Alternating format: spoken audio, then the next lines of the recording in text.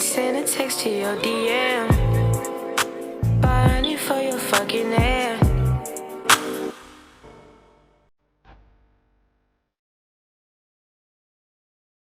Retourner dans le monde de Nanatsu no Taizai, et avec une nouvelle histoire mettant en avant l'un des personnages les plus appréciés du manga, avec l'animation qui a séduit tout le monde et qu'elle mérite vraiment. Cette histoire doit être un mensonge ou eh bien, apparemment non, avec cette histoire qui va vous plaire. En passant des 7 péchés capitaux aux 4 cavaliers de l'Apocalypse, mais commençons depuis le début avec Perceval, un garçon de 15 ans qui aime chasser des oiseaux comme celui-ci, avec l'aide de son grand-père, qui, malgré son âge, est un homme très puissant.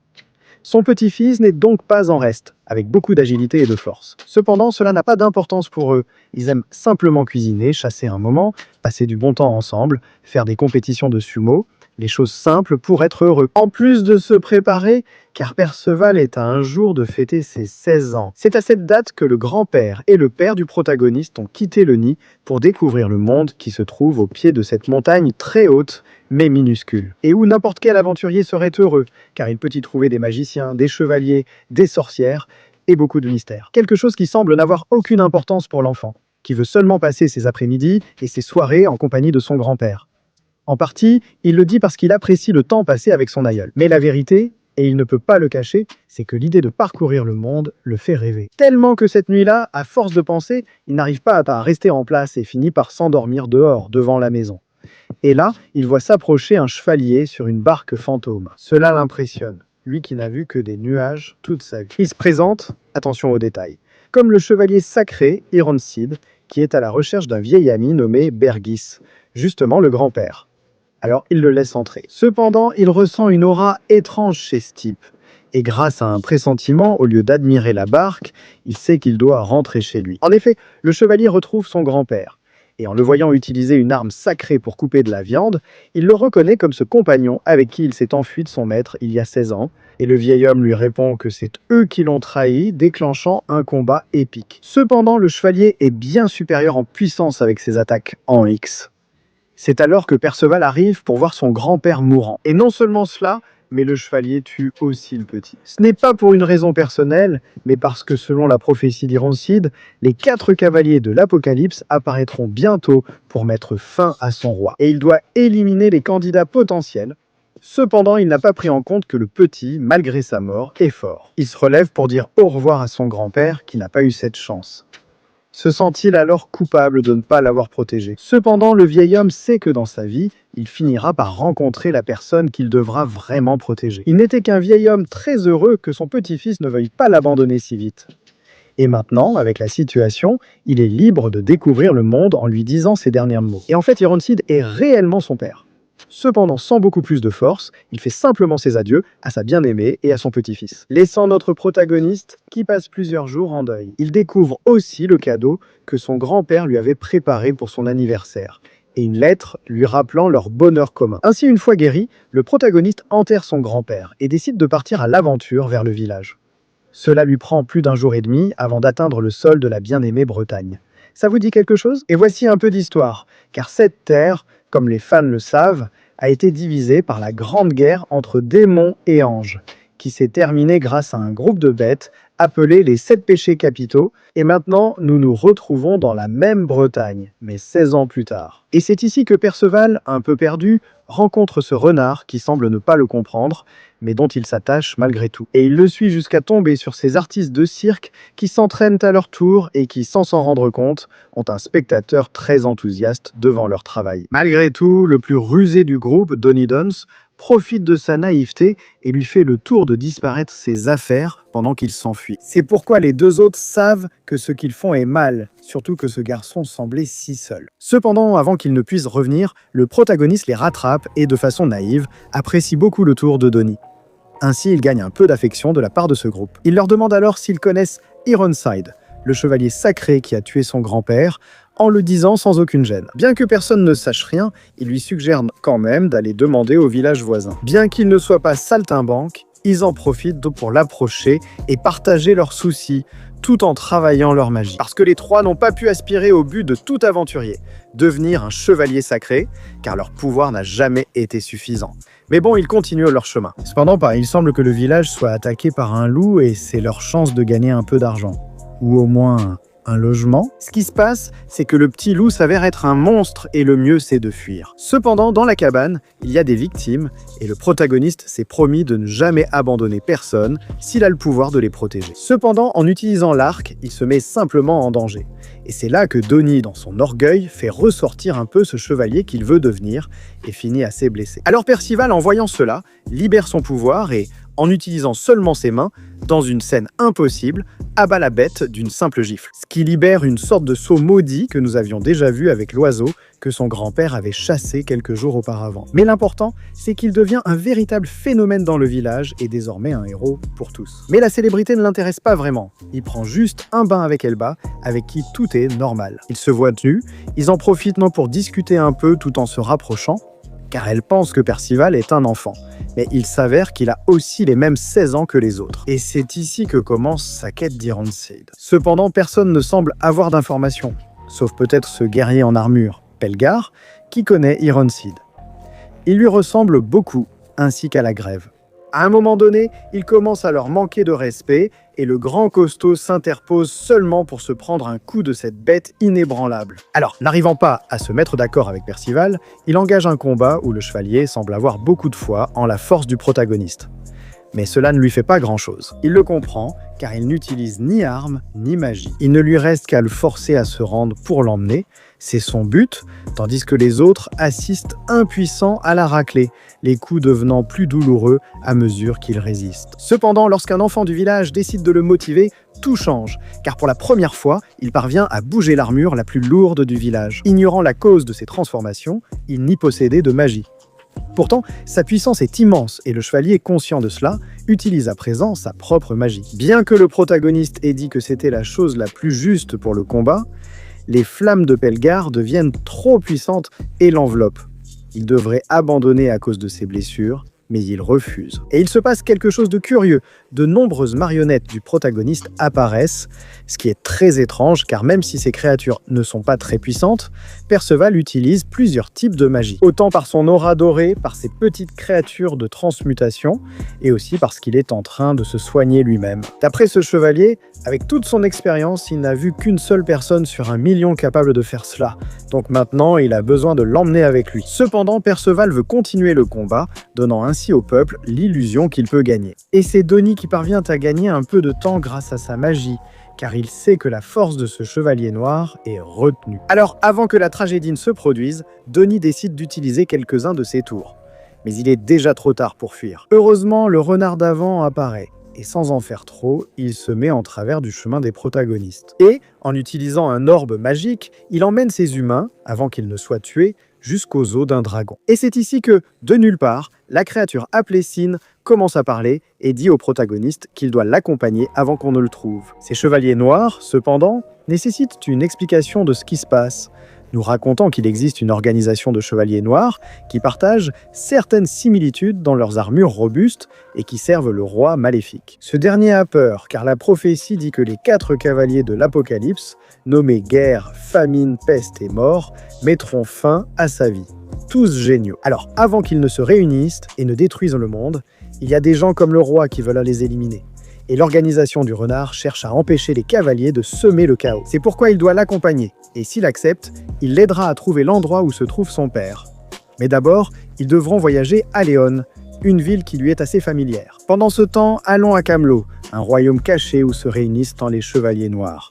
Et leur chef. Il leur fournit plus d'indices sur les cavaliers, précisant qu'il s'agit d'adolescents dotés de pouvoirs et de styles corporels particuliers, ainsi que de coiffures originales. Ce qui rappelle à Ironseed qui est présent, son fils, dont il n'a pas vraiment vérifié s'il lui avait bien noté la vie. Quelque chose que Pelgar considère comme un gâchis, car il pourrait entraîner le petit comme un allié, avec tout ce pouvoir. Cela crée une tension entre ces deux-là, car le père doit éliminer Perceval. Par fierté envers son roi, ce qui lui fait même perdre tout sentiment pour ce fils qu'il a. Et en plus, parce qu'il a peur de son pouvoir. car c'est le cavalier ayant le plus de chances de détruire ce monde, mais il pourrait aussi n'être qu'un enfant qui s'amuse à poursuivre tout ce qu'il voit. Bon, voyons. Il va même jusqu'à se perdre dans une forêt où les fées remarquent qu'il est entré. Pendant ce temps, Donnie et Shin, à la recherche de nourriture, rencontrent cette géante qui, pendant sa prière, parle avec l'humain. En effet, dans la forêt où elle vit, il y a dernièrement des créatures inquiétantes. Précisément celles que Percival chasse pour le dîner. Le problème, c'est qu'il entend des cris dans une petite maison, et en enquêtant, il tombe sur cet otage qu'il parvient à libérer et qui s'échappe sans problème. Cependant, il y avait quelqu'un derrière, et celui-ci en profite pour endormir le protagoniste et remplacer le sujet d'expérimentation qu'il lui a pris. Avec un visage assez macabre, puisque le type connu sous le nom de Nascience était le responsable de tout le chaos dans la forêt. Et ces créatures bien mutées, et c'est quelque chose que craignent aussi bien les fées que la géante, car ce type est connu sous le nom d'herboriste.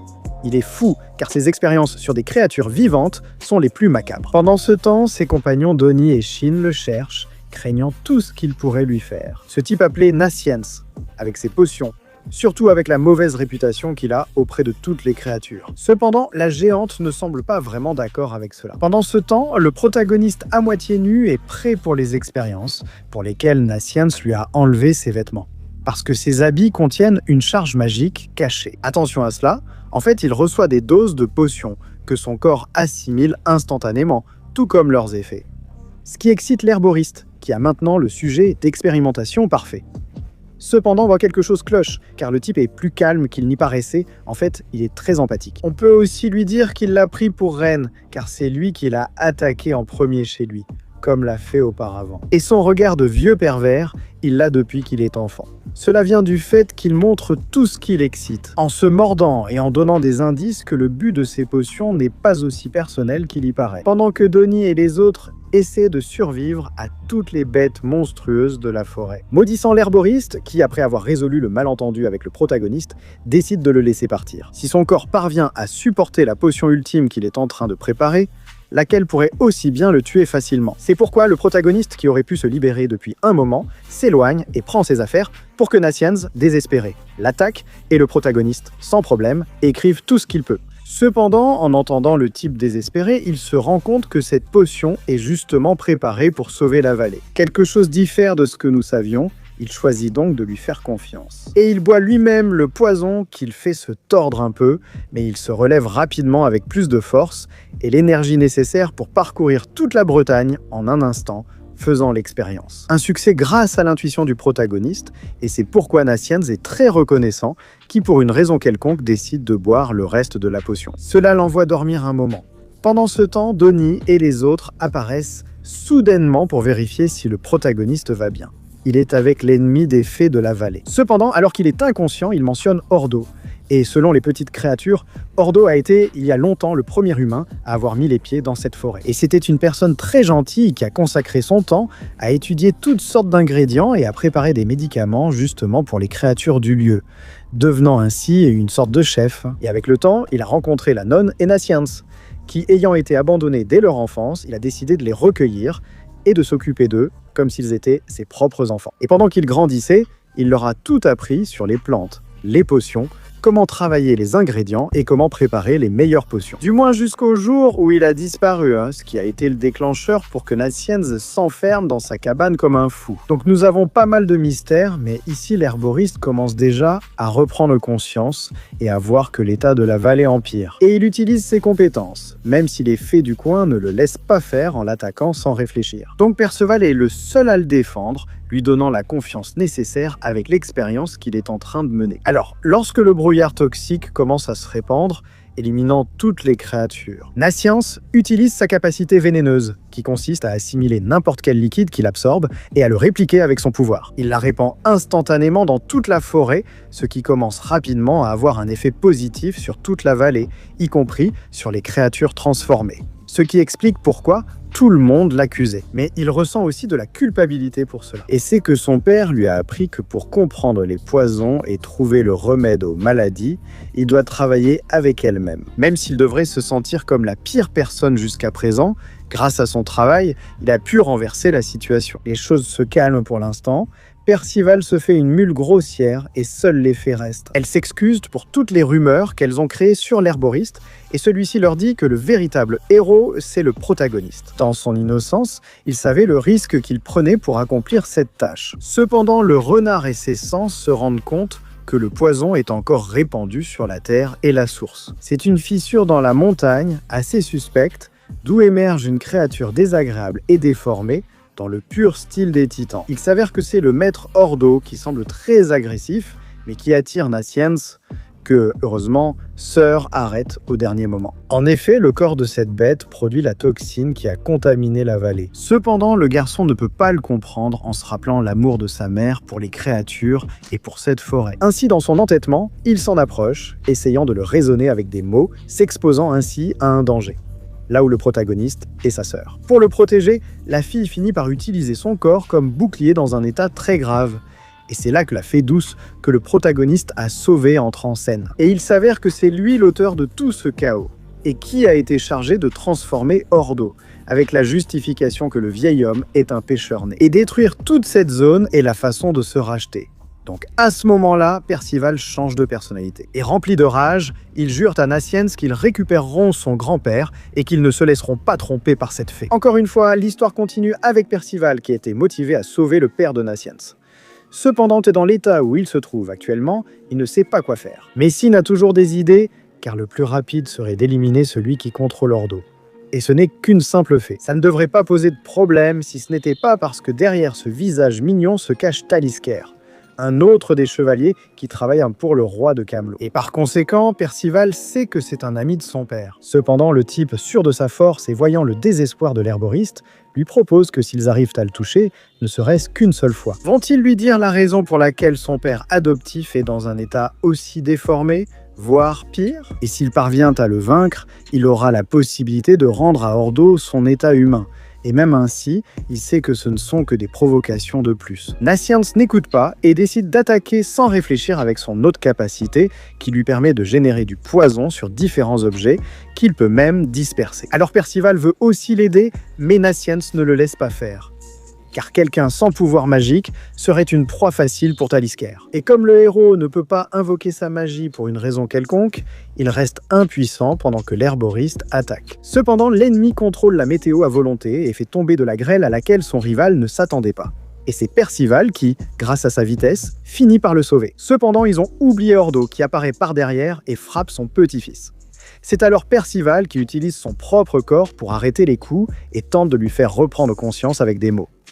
Par moments, il parvient même à le faire douter un peu, voire à lui faire verser une larme. Alors Talisker commence à s'impatienter à cause du retard, et envoie à nouveau une attaque de grêle qu'ils ne peuvent pas éviter. Cependant, une fois de plus, le protagoniste décide d'utiliser son corps pour arrêter la glace, encaissant de nombreux coups sur tout le corps, mais atteignant complètement son objectif. Pendant ce temps, les autres le trouvent très blessé, ce qui démontre la motivation de Percival à aider les siens. Alors Talisker s'ennuie et décide d'en finir une bonne fois pour toutes. Cependant, une lumière éclaire tout et crée autour du protagoniste une aura puissante, semblable à celle des créatures vues récemment. Mais cette fois, elles sont plus difformes et avec une évolution de puissance évidente.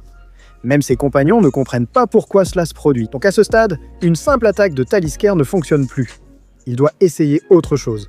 Parce que maintenant, ces créatures amorphes le dominent complètement. Et c'est parce que le protagoniste cherche à respecter les conditions qu'il a lui-même fixées au début du combat. Cependant, peu à peu, il se rend compte de la résistance du protagoniste et il se sent assez diminué, même lorsqu'il finit par le soumettre. D'une seule main, totalement entouré de pouvoirs magiques, il n'a d'autre choix que de dire la vérité sur ce qu'il a fait à l'herboriste, sachant que tout le monde connaissait l'amour qu'il portait à la forêt. Et c'est que pour Talisker, mais en général, pour tous les chevaliers qui servent Arthur. Les humains qui consacrent leurs efforts à aider d'autres races que les humains eux-mêmes commettent un péché. Et ils ont fait plusieurs avertissements à Ordo, dont, bien qu'il les ait entendus, il n'a prêté attention à aucun.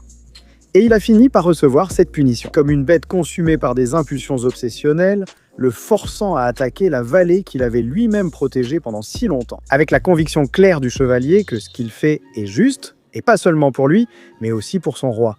Quelque chose qu'un enfant ne comprendrait clairement pas. Alors maintenant, le type disait invoquer son pouvoir de foudre, convaincu que cette fois, il mettra fin au combat. Cependant, Perceval attrape les éclairs avec sa main et les retourne contre son ennemi. qui ne comprend pas. C'est ce garçon jusqu'à ce qu'il se rende compte de la description des cavaliers de l'Apocalypse, et que cela correspond parfaitement à celui qui avait des cheveux d'oiseau. Alors maintenant, il décide d'utiliser son pouvoir sérieusement, car c'est l'occasion d'éliminer la seule menace qui pèse sur les plans de son roi. Donc sans s'en rendre compte, il agite ainsi. Et puisqu'il comprend que la magie du héros semble s'adapter à ce qu'il pense, il lui fait recréer l'arme parfaite. Et c'est ainsi que Perceval, en se rappelant ses anciens exploits avec son grand-père, il recrée cette grande épée qui neutralise facilement l'attaque de Talisker. Comprenant que s'il y a 4 de ces monstres, ce sera très difficile pour ses compagnons, car dans son cas, il est déjà presque mort. Bien que le prota ne maîtrise pas encore sa magie, la nonne se réveille, surprend tout le monde par sa nouvelle couleur de peau et explique pourquoi elle est toujours en vie. Cependant, il ne sait pas que les géants de naissance ont la capacité de rendre leur peau complètement métallique. Et c'est ce que la jeune fille a utilisé pour sauver sa vie au bon moment. Cependant, Ordo est toujours dans un état lamentable, et Nassiens ne sait plus quoi faire. Et il n'a qu'une seule idée en tête, retrouver son père, ainsi que tous les objectifs qu'il désirait tant. Cependant, Daka, avant qu'il ne puisse tout devenir triste, pleurer et tout, le protagoniste et Sin, il trouve cet objet à l'apparence assez étrange que Talisker a laissé avant de mourir.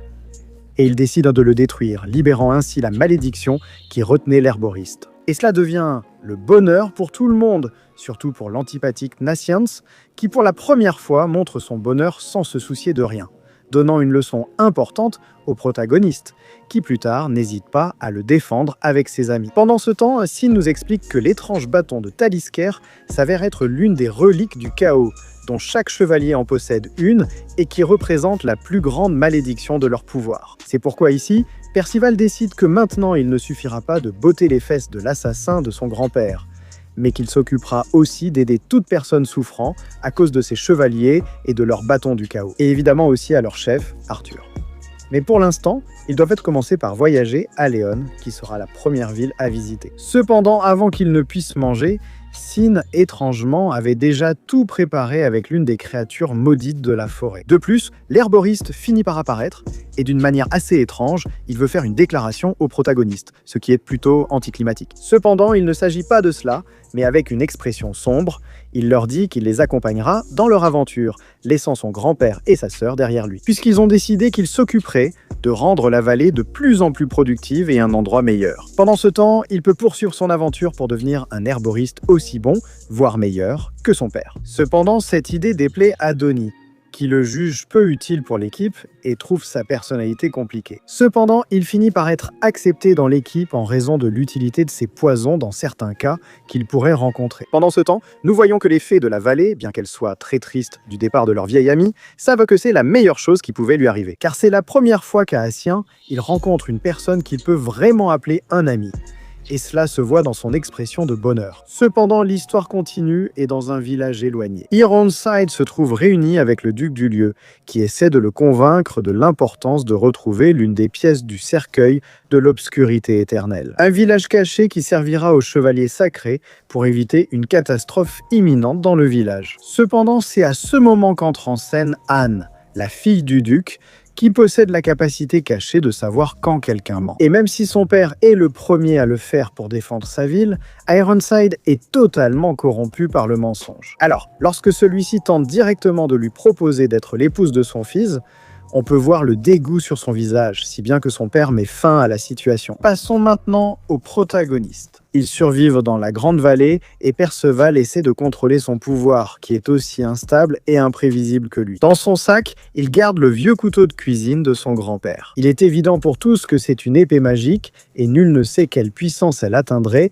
si elle appartenait à un chevalier sacré. Mais ils doivent maintenant se concentrer sur leur voyage vers Léon, où ils trouveront l'entrée de Camelot, des lieux désormais inaccessibles aux gens ordinaires. Comme c'est Shin qui le dit, le protagoniste lui fait entièrement confiance. Cependant, comme ils n'ont pas les merveilleux orbes de téléportation qui d'ailleurs ont été créés par un personnage qu'ils connaissent et que nous connaissons sous le nom de Merlin. Pour l'instant, ils doivent trouver le sorcier le plus proche qui sait les fabriquer. En arrivant dans ce village où les créatures du protagoniste, disons, décide de déterrer cette étrange stèle qu'ils ne comprennent pas au début. Jusqu'à ce qu'Anne apparaisse pour les accuser de voleurs et d'alliés d'Ironseed, donc personne ne comprend ce qui se passe, la tension monte. Cependant, alors que tout le monde semble être un menteur, la jeune fille se rend compte que Perceval ne lui remet pas seulement la pièce, mais qu'il est totalement exempt de mensonges, quelque chose qu'elle n'avait jamais vu auparavant. Ainsi, lorsqu'une des servantes apparaît pour ramener la jeune fille chez elle, celle-ci décide, en dernier recours,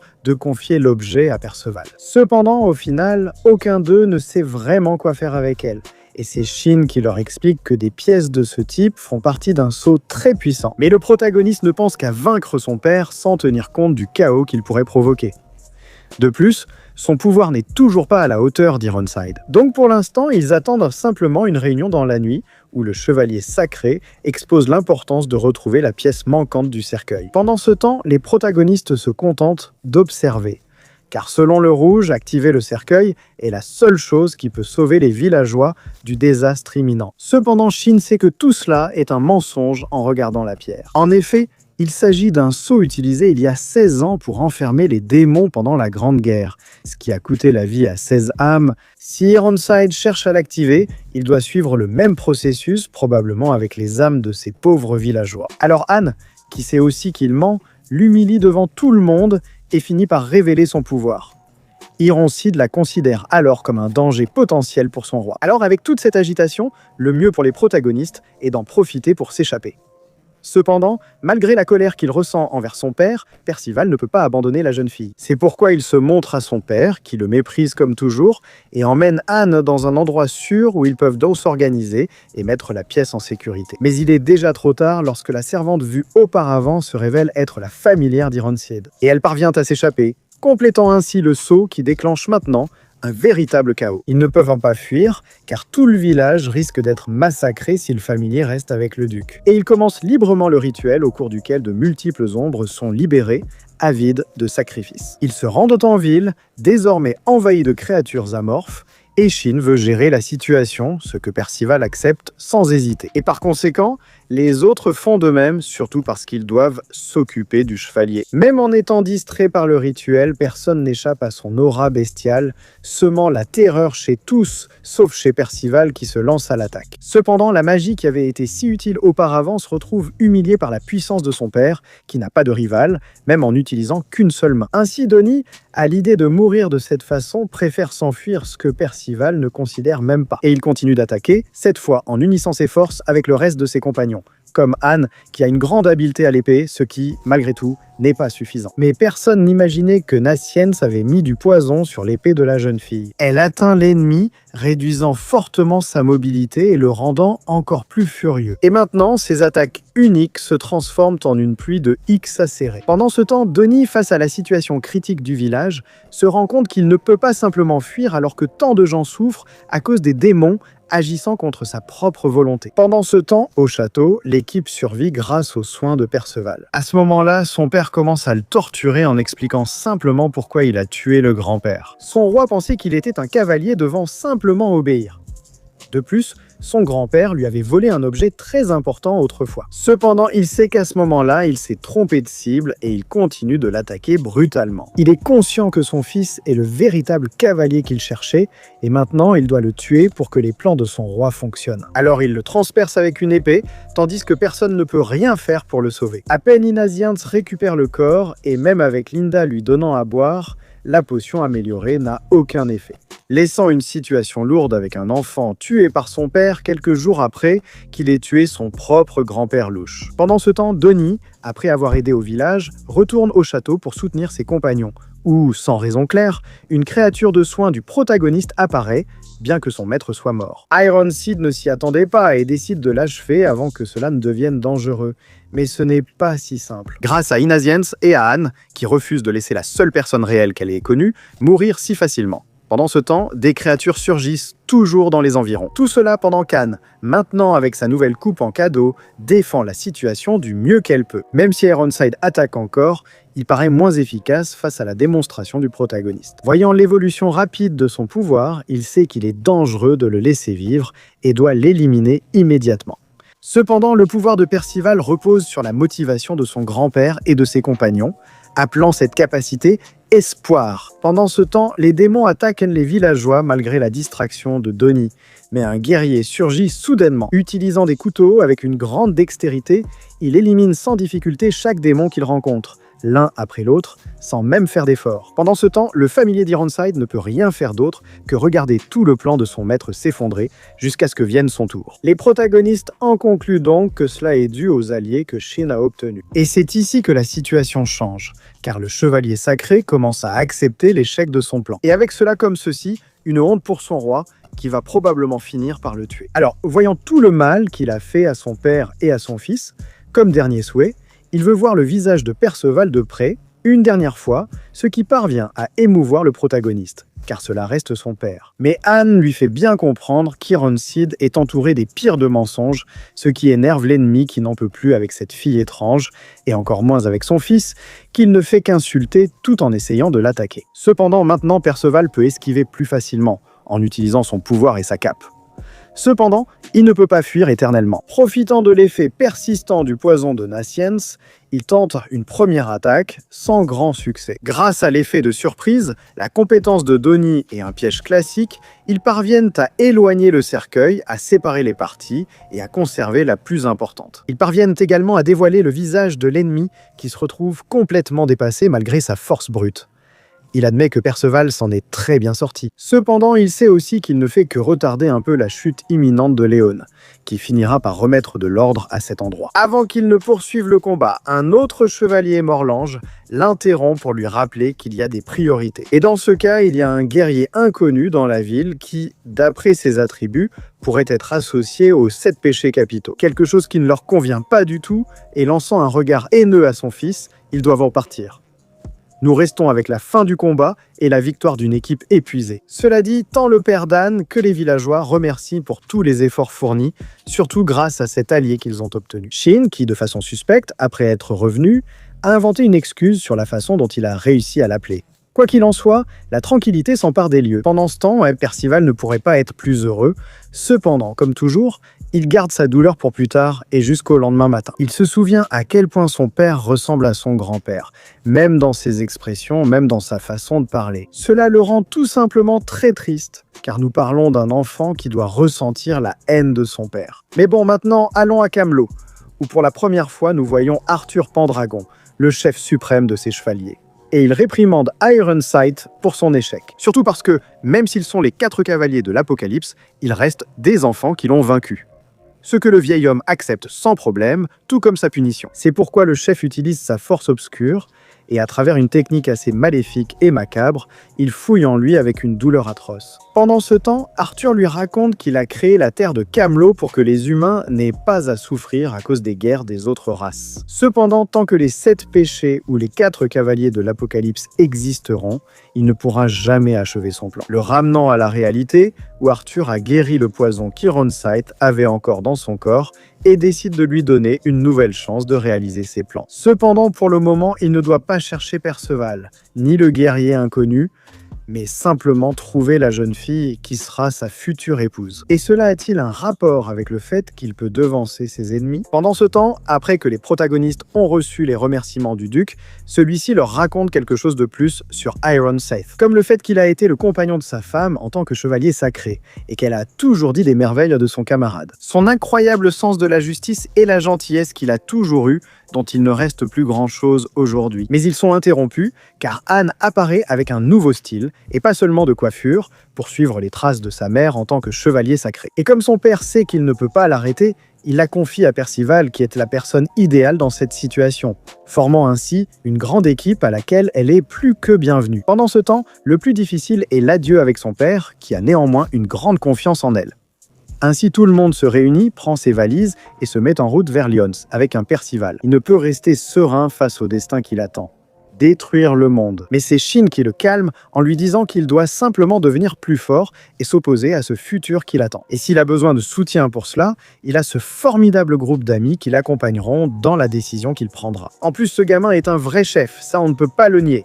Mais bon, dès qu'il commence le chemin vers Léonesse, on se rend compte que le cheval pourri que Hank a, cadeau de son père, est le plus bas de gamme et le plus lent qui existe. Cependant, c'est la seule compagnie que la fille a eue depuis son enfance. ayant une personnalité compliquée pour se faire des amis, même si maintenant elle en a, et de très bons. Cependant, ce petit cheval est très compliqué et ne peut même pas parcourir 1 kilomètre sans tomber dans le coma. Et ils doivent arriver à Léon, un endroit qui rappelle à Ankh, car c'est la maison de ses idoles, les 7 péchés capitaux. Et c'est là qu'il compte réaliser son rêve de rencontrer le séduisant Méliodas, dont il a même une des affiches de recherche. Il va être surpris quand il verra le nain. Mais bon, elle propose qu'il choisisse un chef, et comme aucun des autres ne remplit les conditions, à peine un peu. Donnie, qui est aussi un bon chef, elle se présente comme la meilleure option. Cependant, même si elle a le titre, Shin est toujours le plus stratégique. Et ils tracent rapidement un chemin vers les lions, où ils évitent une forêt dans laquelle ils pourraient facilement mourir. Mais en allongeant un peu le récit du voyage, ils arrivent d'abord dans un village appelé Kant. Et là, nous allons un instant dans l'une de ces tavernes et faisons la connaissance de Other. Il semble n'être qu'un simple ivrogne, mais il s'avère qu'il est en réalité le chef actuel des chevaliers sacrés de Léon. Et en plus, c'est l'oncle de Donnie qui, il y a longtemps, entraînait lui et son frère Edrin pour qu'ils deviennent de grands chevaliers. Mais si aujourd'hui l'un d'eux est artiste de rue, il doit bien y avoir une raison. Quoi qu'il en soit, après avoir avancé avec le petit cheval endormi, ils arrivent en ville, où ils sont surpris. Il y a beaucoup de commerces, mais à part le bar, les auberges et la zone de combat, il y a quelque chose d'étrange avec les produits. Et on le voit tout de suite lorsque la Grande Anne décide de dépenser tout l'argent qu'ils ont dans des produits dont ils n'ont pas besoin, mais qui coûtent tous le même prix. Bien que ce soient des choses différentes, ils n'y prêtent pas attention et choisissent de récupérer un peu d'argent, pendant que Donnie et Nassians vont boire un verre. Cependant, la rencontre entre Donnie et son oncle finit par avoir lieu. Celui-ci lui reproche d'avoir abandonné l'entraînement de chevalier sacré et de passer son temps à boire dans les villages, ce que Donnie ne peut pas nier. Pendant ce temps, on voit des personnes mystérieuses se promener en ville et Percival gagner tous les combats dans l'arène locale, raflant toutes les mises et récupérant une partie de l'argent qu'ils avaient perdu. Pendant ce temps, Nassians remarque qu'il est étrange qu'un chevalier sacré se trouve dans une zone aussi éloignée de Lyonesse. Cependant, ici, il commence à être un peu trop dur avec son neveu, car il sait que ce qu'il possède est dangereux s'il tombe entre de mauvaises mains. Et il ne lui ferait pas confiance, lui rappelant qu'il n'a jamais rien accompli dans sa vie. Et sa mère, qui est morte, serait tout aussi déçue, même en le frappant alors qu'il est ivre. Alors toute l'équipe se réunit à la taverne, tandis que Donnie ne peut que fuir, assez bouleversé par ce qui s'est passé.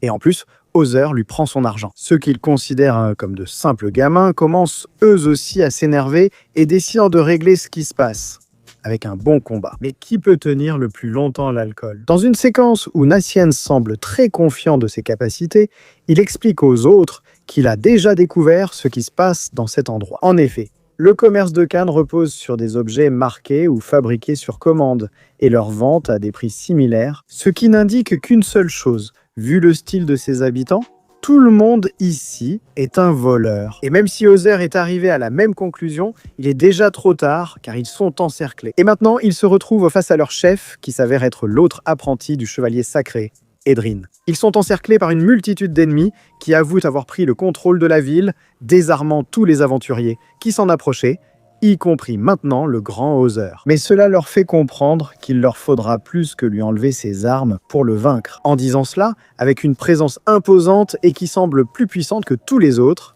si ce n'était pas parce que l'alcool qu'il a dans le corps est suffisant pour l'endormir. Cependant, même si la plupart sont inconscients, il reste encore Science et sa magie qui parvient à endormir la majorité des voleurs. Mais Edrin semble avoir un atout dans sa manche, avec cette sorte d'illusion de Percival qui finit par être frappé.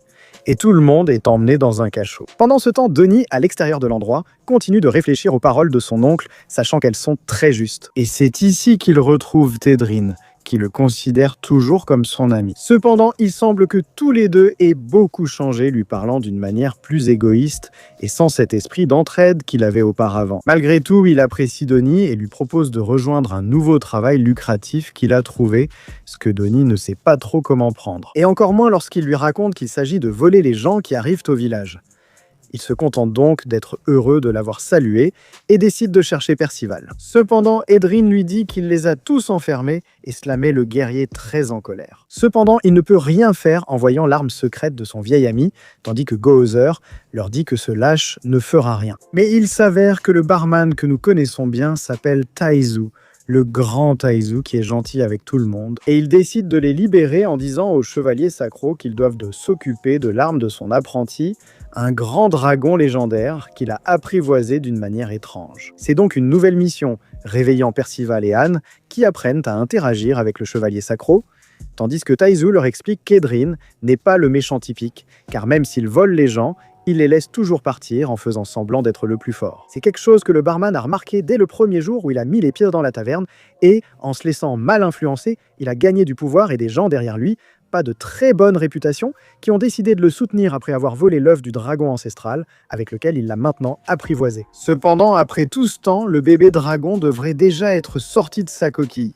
Et la mère commence à le défier. Puisque ce n'est pas l'œuf original, seulement une copie, qui est la capacité d'Edrin à répliquer, et quand la mère s'en rendra compte, elle commencera à tout détruire. Cependant, Ozer ne veut pas le sauver parce que, selon lui, il le mérite. Mais Taizu a été témoin qu'il n'est pas une mauvaise personne, qu'il protège les femmes et les enfants, allant même jusqu'à laisser en vie les chevaliers qu'il capture. C'est la raison pour laquelle il a été trahi en ce moment même par ses subordonnés. Ceux-ci laissent tomber l'œuf et finissent d'eau par libérer la fureur du dragon qui commence à tout détruire, tandis qu'ils découvrent qu'Edrin s'occupait du véritable bébé, le dragon, mais qu'ils ne l'ont pas rendu à sa mère parce qu'il est malade. Et c'est ainsi que Nassiens décide de le soigner, tandis que les autres partent sauver Donnie, ce que son oncle ne comprend pas, car ils le soutiennent. S'il fuit toujours, et que c'est Perceval qui le défend, disant qu'il n'est pas la personne à laquelle il lui fait penser.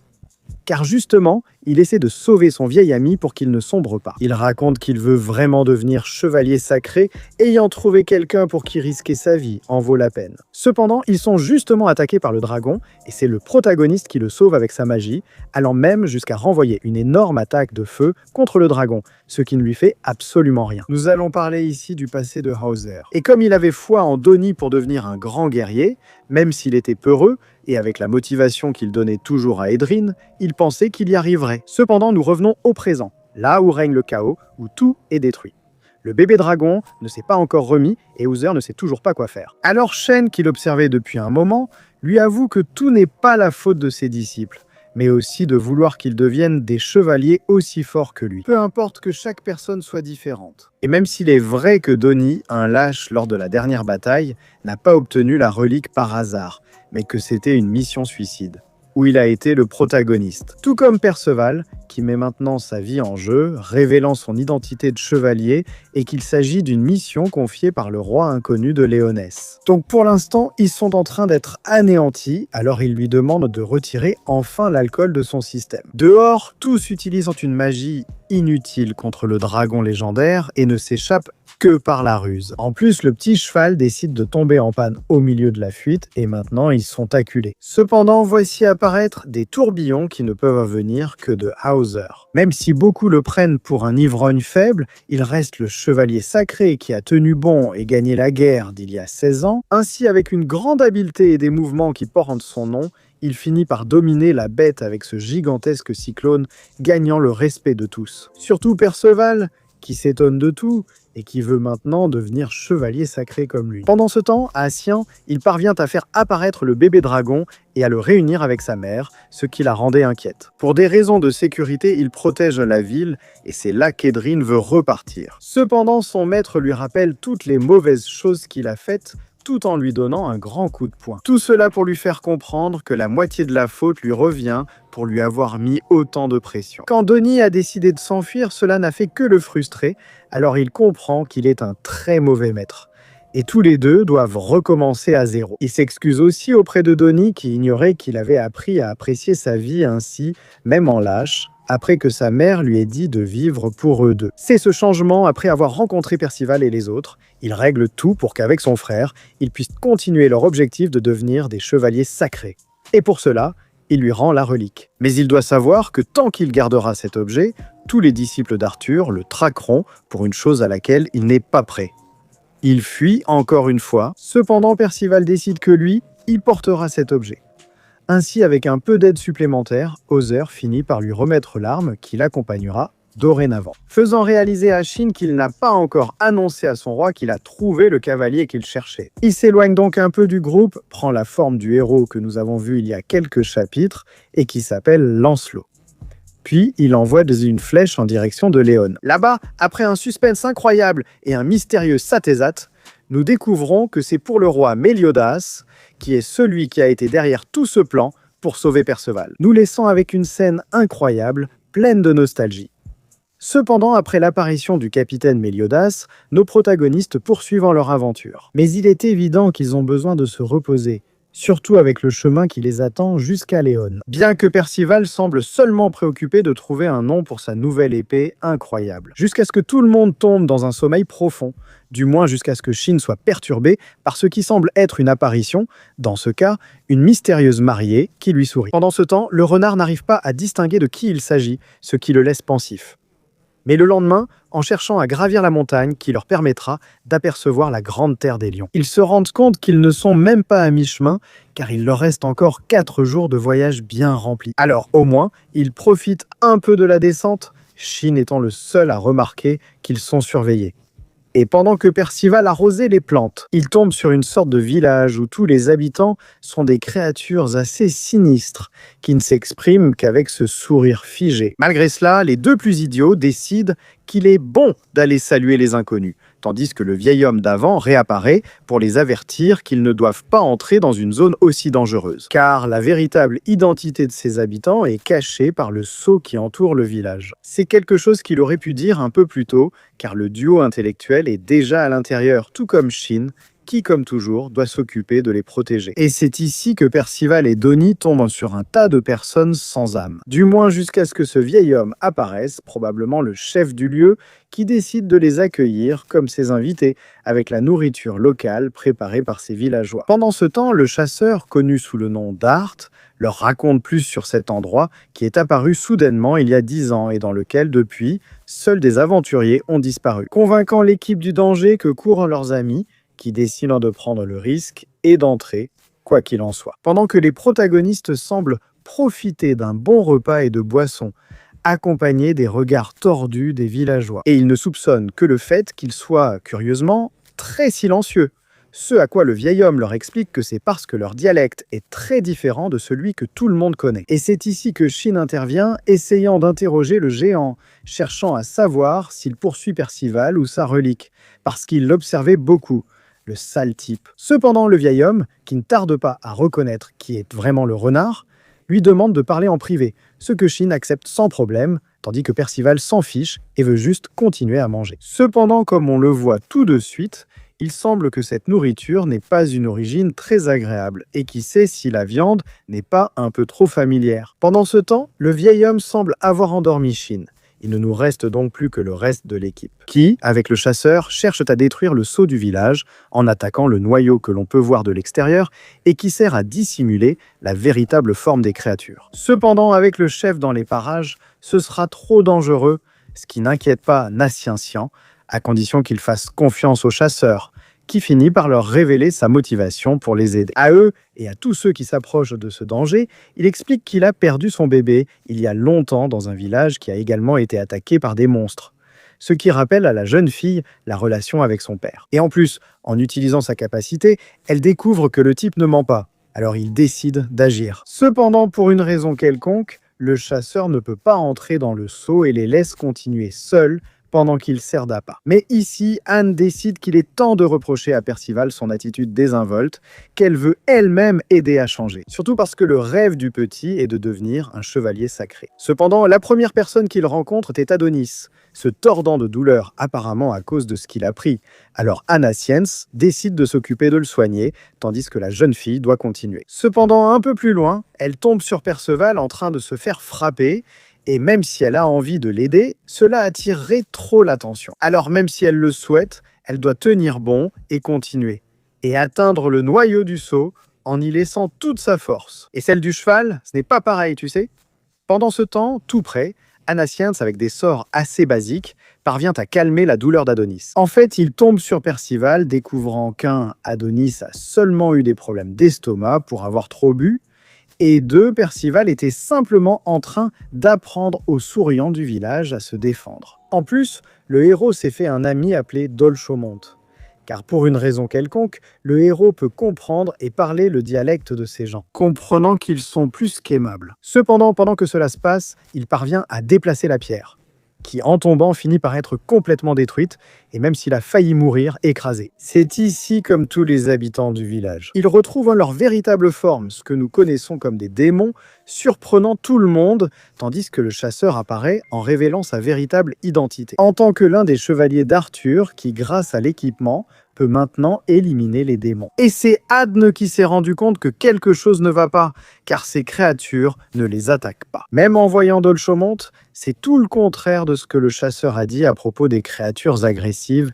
et des bêtes tueuses. Fait important, ni Donnie ni Naciens ne savent de quelle race sont ces créatures, ils ne les ont jamais vues. Alors le vieil homme apparaît pour leur dire qu'avoir supprimé le sceau permet à l'ennemi de les envahir. Il fait justement référence à Ar, qui cherche à éliminer les démons qui restent encore en Bretagne, rappelant à tous qu'ils étaient l'ennemi de l'humanité il y a 16 ans. Cela surprend tout le monde. Cependant, le vieil homme mentionne que ce groupe, en particulier, est celui qui a décidé de s'éloigner du combat et de vivre tranquillement, en paix. Mais il ne va pas accepter cela, et en utilisant une sorte de cage, il parvient à tous les enfermer. Tandis que Perceval ne comprend pas où ils ont emmené son ami. Et en le voyant de près, c'est là que le chevalier se rend compte que l'enfant est justement le cavalier qu'ils ont découvert il y a quelques jours. De plus, il possède une relique bien trop importante. Et s'il considère les démons comme des alliés, cela ne fait que confirmer la prophétie selon laquelle il sera chargé de détruire le monde et qu'il doit l'éliminer sur le champ. Cependant, Anne s'interpose en lui disant que ce n'était pas le plan. Une remarque qui parvient à le toucher. Pourtant, il ne peut pas s'arrêter. Malgré tout, il n'est pas le plus habile. Alors il décide d'appeler son compagnon.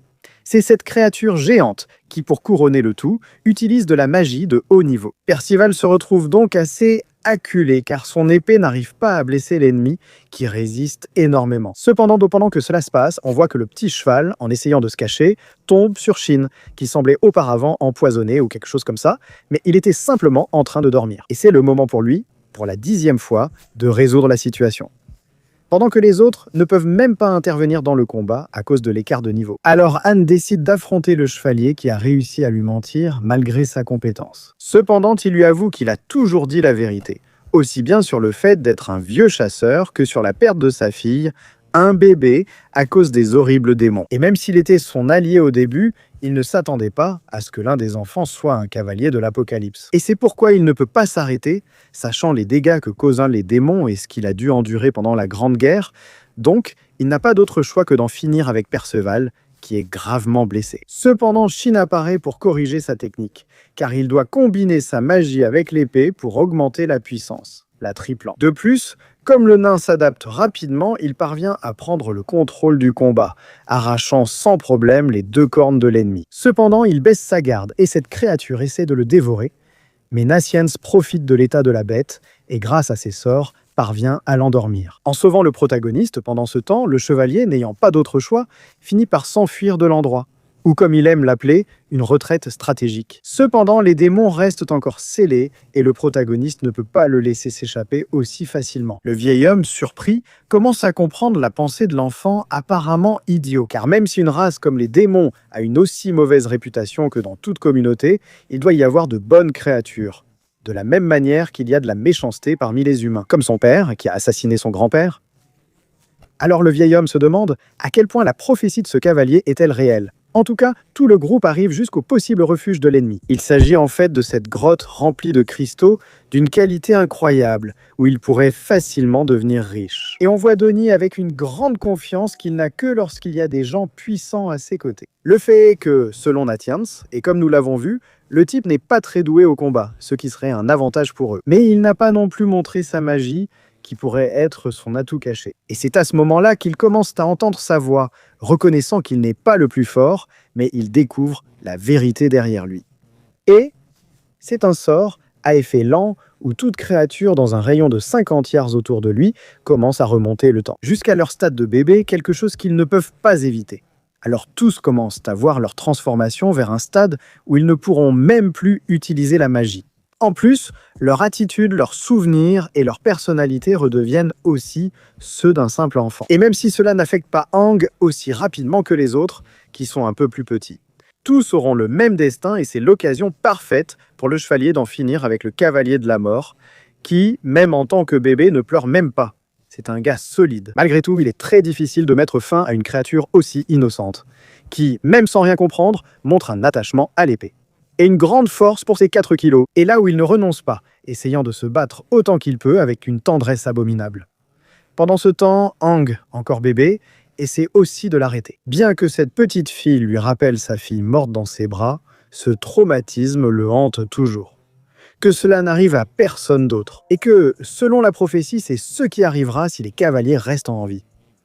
Pendant ce temps, Percival, même avec cet aspect, essaie de protéger la fille. Quel champion, le petit. Et grâce à toute cette distraction, il gagne assez de temps pour que le vieil homme arrive.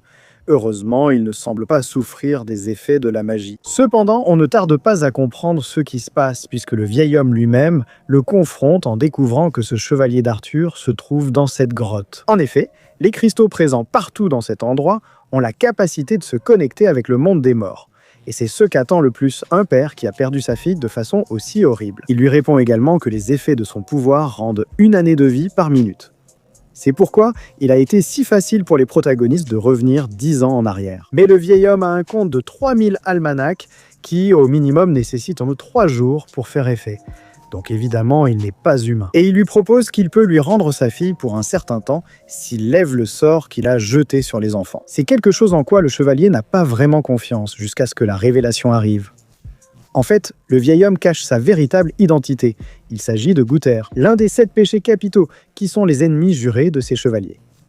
Cependant, pour leur chef, Arthur, ils ne viennent pas pour causer des problèmes. La luxure menait simplement une vie paisible et protégeait les démons qui voulaient vivre en paix, comme il l'a dit auparavant. En réalité, ils volent sans le savoir la relique qui a emprisonné toutes les créatures et révèle posséder une capacité similaire pour dissimuler son identité de vieil homme. Avec tout cela, Arbex sait dans quel danger il se trouve et il ne lui reste plus qu'à s'enfuir en emmenant Percival. Mais ils finissent dans une impasse, où, sous toute la pression, il finit par menacer de jeter le petit dans le vide. En effet, Conan ne le ferait pas, car il l'aime beaucoup.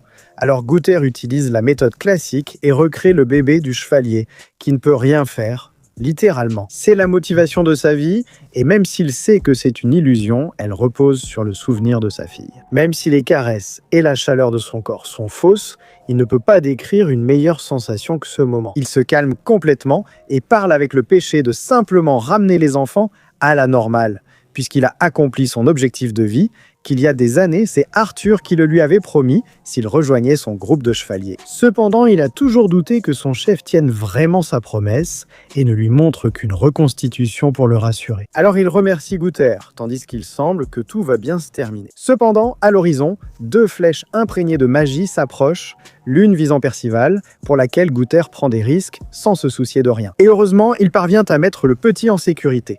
Cependant, sa force n'est pas suffisante pour défendre Aang de la seconde attaque. Et c'est Arbès qui, laissant sa fille, décide de sauver la fillette, qui s'en sort indemne. Cependant, le vieil homme n'a pas cette chance, avec une blessure qui lui traverse le corps. Avec les mots « passe une bonne vie », il fait ses adieux au monde. Pendant ce temps, ce qui semble être un espion finit par être éliminé par Shin, qui, comme nous le savons déjà, est un ami de Gunther, lequel utilise son sort et parvient à détecter d'où vient l'attaque. Qui a fait cela alors que c'était un groupe de chevaliers d'Arthur? La Luxure choisit donc de leur offrir un cadeau de remerciement inattendu pour l'ennemi. Les chevaliers se disputent car ils n'ont pas éliminé les cavaliers et réalisent qu'ils seront recherchés, donc ils doivent rester vigilants. Puisque Ironside Talis, Kerry Harbor, ils ont perdu. Était-ce parce qu'ils ont sous-estimé ses enfants? Mais ici apparaît la flèche de Gunther, qui n'est pas très normale et qui est contrôlée. Alors l'archer décide de contre-attaquer à nouveau, cependant il n'arrive même pas à la toucher, et au contraire, elle s'attache à son corps, ce qui au début semblait n'avoir aucun effet. Mais comme nous le savons, Gunther peut contrôler l'esprit, ce qui le pousse à attaquer ses compagnons, qui analysent l'intérêt de ce type de magie. Quand cela suffit, ils éliminent leurs compagnons. Ce n'est pas un problème, un chevalier de plus ou de moins ne change rien. Ils savent seulement qu'ils devront affronter les protagonistes de front, qui à ce moment-là se réveillent sans vêtements, ce qui rend tout le monde assez nerveux. Et Perceval ne sait pas où se trouve l'objet pour libérer Dolcemonte. Cependant, Gunther a la situation sous contrôle, libérant instantanément sa communauté, qui peut maintenant continuer à vivre normalement, et dont les habitants encouragent même Perceval à venir quand il le souhaite. Le péché explique à Aang ce qui s'est passé avec le chevalier. Et même s'il essaie de lui mentir pour ne pas la faire se sentir mal, ça ne marche pas et la fille, en quête de vérité, finit très mal en découvrant à quel point la vie a été tragique pour Arb. Pourtant, après avoir pleuré un peu et avoir été consolée par ses amis, elle doit continuer sa route seule.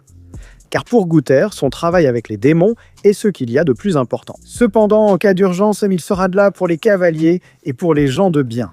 Mais ici, il est plus pressé car il craint d'être rattrapé par l'ennemi. Cependant, Aang est toujours très affecté par ce qui s'est passé. Alors Shin détruit le seul objet qui lui restait en souvenir. Car, comme nous l'avons vu, ils sont très dangereux. Malgré tout, la jeune fille s'énerve plus que d'habitude et commence à dire des choses assez dures. Comme si le renard était vraiment du côté des gentils, alors qu'il ne sert à rien au combat. Pourtant, c'est sa stratégie qui les a menés aussi loin. Malgré tout, Shin s'excuse finalement, car cela le pousse à se demander s'il est un fardeau. Heureusement, il parle avec Percy, qui dit toujours ce qu'il pense, et celui-ci est heureux simplement d'avoir sa présence à ses côtés. Les choses se calment et la fille retrouve sa motivation, car ce spectacle était la solution de Shin à la dépression d'Aang. Donc tout va plutôt bien pour continuer, si ce n'est que maintenant nous avons la grande forêt enchevêtrée, dont il se souvient que son grand-père lui a souvent parlé. Selon Shin, ce serait l'endroit idéal pour piéger le groupe d'assassins. Pendant ce temps à Camelot, les hauts responsables ont déjà appris que Gutter est intervenu et a tué l'un de leurs chevaliers. Car, comme nous le verrons plus tard, cette fille qui semblait être une victime peut se cloner. Alors Arthur donne la liberté au sombre d'intervenir s'il le souhaite, tant qu'il obtient des résultats, ou qu'il lui trouve une petite amie. Une demande étrange, en fait les assassins arrivent dans la forêt et sentent 4 sources de magie, pensant que les protagonistes veulent les séparer. Cependant, les chevaliers restent confiants et vont chacun à un endroit, ignorant que la magie provient des mini-Percival. Et les héros attendent dans une zone que les assassins mordent à l'hameçon pour les éliminer un par un en supprimant leurs traces, grâce à une compétence de Shin qu'il a curieusement apprise dans la forêt des fées. Je m'arrête là. Pendant ce temps, Nassiens goûte l'un des ingrédients qu'il a obtenu dans le village des démons, ce qui excite tout le monde. Le premier chevalier tombe dans le piège, alors toute l'équipe attaque. Cependant, le type semble seulement s'intéresser à Percival, même s'il n'arrive pas à le distinguer à cause de sa petite taille. Il libère donc simplement son pouvoir contre tout le monde. La lévitation de Donnie simplifie la situation, qui se conclut par une contre-attaque et la reconnaissance d'un bon jeu. Ici, il utilise sa sorcellerie, et Shin les prévient de couvrir leurs armes de magie. En effet, ce type peut faire en sorte que n'importe quel matériau ou objet perde sa résistance, ce qui rend ses coups beaucoup plus puissants, sans avoir besoin d'une grande force. Profitant du fait que Donnie doit maintenir l'arbre immobile, tandis que Percival, qui se précipite, est également blessé. Cependant, ici, Nassiens baisse sa garde et reçoit le coup, se rendant compte que, grâce à l'ingrédient qu'il a pris, les effets de cette magie n'ont aucun effet sur lui. Il en profite pour utiliser son reflet, renvoyant l'attaque et donnant à Percival l'occasion de prendre son adversaire par derrière, éliminant ainsi l'un des chevaliers. Mais il reconnaît que ce qui les attend sera difficile. Alors le héros utilise maintenant sa magie pour les déplacer à grande vitesse. Mais Shin lui reproche le fait que, en plus de les avoir soignés, il continue à défendre l'ennemi. Et pour Perceval, tuer n'est pas une option pour le moment, même s'il doit pousser un peu plus sa magie. Il va le faire, c'est d'ailleurs ce qu'il est en train de faire en ce moment, perdant de la vitesse au passage. Pendant ce temps, ils parviennent à rattraper les 2 ennemis qui arrivent sur l'une des créatures du purgatoire qu'Arthur leur a donné. Des informations que nous donne Shin. Donc Percival fait ce qu'il peut pour utiliser sa magie, cependant il utilise ce qui lui reste pour éviter qu'il ne meure en tombant. Laissant hors jeu le plus fort est Nassiens, qui commence à ressentir les effets secondaires du médicament. Ainsi, les 2 plus faibles doivent s'en occuper, tentent de demander leur nom, puis décident d'ignorer cela. Cependant, il semble que Shin les connaisse très bien, lançant des noms, voire des détails qu'il n'est pas censé connaître. En fait, ils finissent nés par se provoquer mutuellement, surtout avec son rival, ce qui se termine en une bagarre de filles, tandis que Donnie est plus qu'effrayé. Et parce que son rival est un géant, et son avantage de lévitation n'est pas suffisant. L'explosion d'énergie de l'ennemi, couvrant une vaste zone, est signalée par Shin, tandis que les filles emploient toutes leurs compétences. Le renard explique à Anne que le point faible de la fille à forte poitrine est le bâton de pouvoir. En suivant ses conseils, ils reprennent un peu l'avantage. En fait, au point où Anne parvient à retirer le bâton de son ennemi avec précision et elle libère son sort, qui est de se cloner. Cependant, elle n'hésite pas une seconde et grâce à sa capacité à mentir, elle la vainc sans problème. Pendant ce temps, Donnie, qui n'a que son couteau, ne peut s'empêcher de fuir comme c'est Donnie. Cependant, lorsque l'ennemi accepte de se battre uniquement avec ses armes, le visage de Donnie change complètement et il décide de se battre. Et là, faisant preuve de ses talents latins, il manie ce métal avec une fluidité savonneuse, infligeant des blessures qui ne font qu'attiser sa rage. C'est le moment d'attaquer avec de la magie, mais sa lévitation n'est pas très puissante. Et là, en lançant la phrase de Scanner Shin, il lui dit « Qui l'a décidé ?» C'est-à-dire, qui a décidé que son pouvoir serait faible? Il lui montre que les sorts fonctionnent avec l'imagination de celui qui les utilise. Et s'il veut quelque chose de puissant, il doit y penser. Alors au moment où il arrête de penser en petit et réalise qu'il peut y arriver, il jette l'ennemi comme une ordure. Il change sa capacité de lévitation en télékinésie, et pas n'importe laquelle, pour que le combat soit plus équilibré et pour qu'on voit qu'à partir de maintenant, l'équipe va évoluer. Après avoir surpris tout le monde en révélant que sa capacité est la télékinésie et non la lévitation, il célèbre leur victoire. Sans oublier de reconnaître que, pour la plupart, le succès est dû aux indications de Shin. Cependant, ce n'est pas fini, car le chevalier surnommé à l'immortel ne sera pas facile à vaincre, surtout avec cette montée de puissance soudaine. Malgré tout, la confiance de l'équipe a beaucoup augmenté. Cependant, une présence qu'il n'arrive pas à percevoir apparaît. Et c'est là qu'il parvient à enlever la relique à Perceval, suivie d'une contusion à la tête qu'il a laissé sonner pendant quelques minutes. Heureusement, Donnie ne lui laisse pas l'objet aussi facilement. Mais par sa présence, on devine que ce chevalier, sous le nom de Fidik, est le plus fort de l'équipe, mais surtout le plus intelligent. Il étudie même la capacité de Donnie, se demandant jusqu'où il peut accéder à son pouvoir. Et même s'il décide de réprimander ses compagnons, il préfère se venger de ce que les cavaliers leur ont fait. Et même s'il s'agit d'enfants, il les fera souffrir d'une manière telle qu'ils préféreront la mort. Pendant ce temps, le chevalier que Perceval a épargné réapparaît, inchangé malgré avoir été sauvé. Donc, c'est mal parti. Car en utilisant un peu de sorcellerie, toute l'équipe finit par retrouver sa vitalité et sa puissance, tandis que les protagonistes ne pourraient pas être dans une pire situation et sombrent dans le désespoir. C'est donc le bon moment pour que tout le monde commence à se lamenter et à faire ses adieux. Pendant ce temps, Shin ne peut qu'observer Perceval. Et comment va-t-il réagir fidèle à lui-même ? Un garçon déterminé qui refuse de perdre ses compagnons et, même s'il doit utiliser uniquement son pouvoir, cherchera un moyen de gagner. Et c'était la réponse que cherchait Shin, qui, en lui donnant de la motivation avec ses amis, le conduit au combat.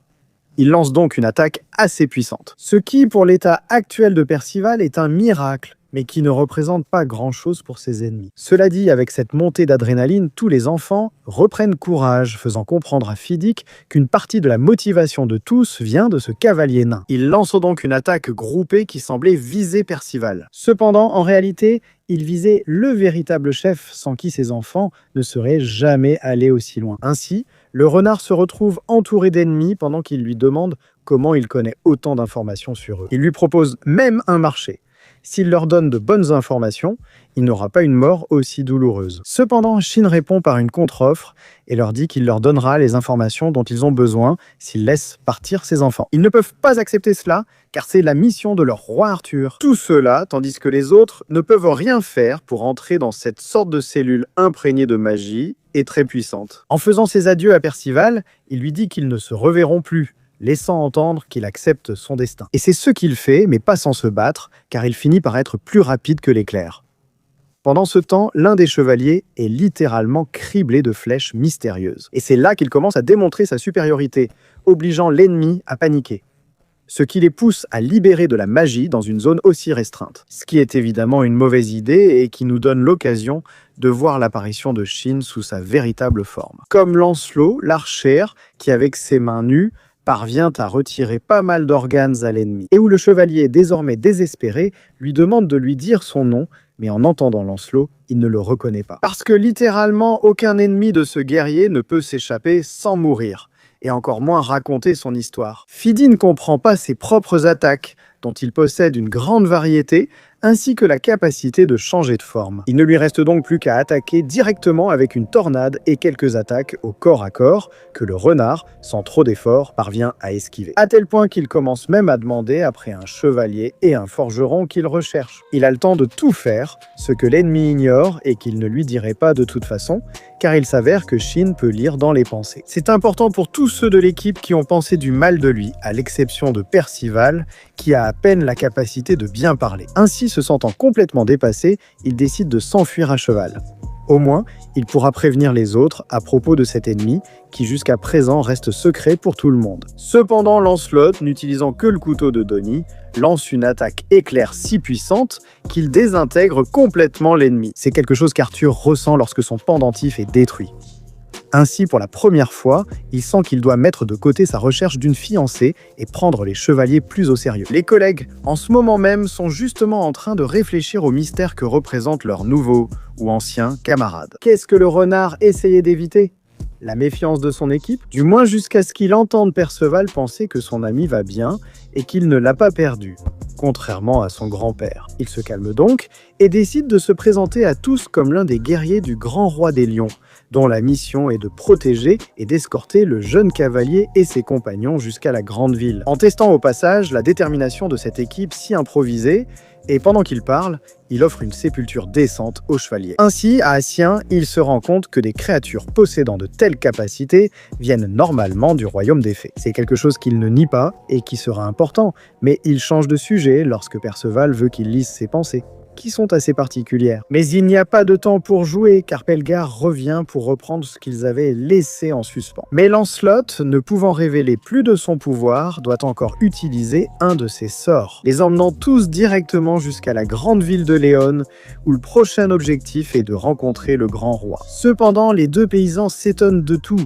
que ce soit des bâtiments, des gens ou autres. Alors Lancelot, qui sert de guide, décide de se présenter aux gardes du château qui lui disent que le roi se promène en ville. Correction, lors d'une tournée d'affaires en ville, quelque chose d'aussi ennuyeux que, dès qu'il baisse la garde, Perceval disparaît et continue à découvrir le village, où il tombe sur un vieil homme qui nous semble assez familier, appelé Dreyfus la chèvre. Celui-ci, souffrant d'un mal de dos dû à son âge, finit par être aidé par Perceval.